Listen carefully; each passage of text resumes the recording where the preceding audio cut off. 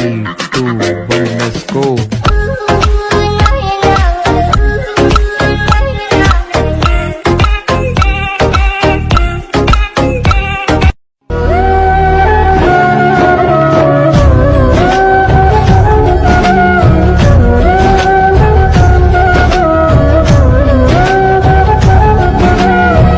মায়ের ভালোবাসা, মায়ের ত্যাগ, মায়ের মহব্বত কোনো কিছুর সাথে তুলনা করা যায় না।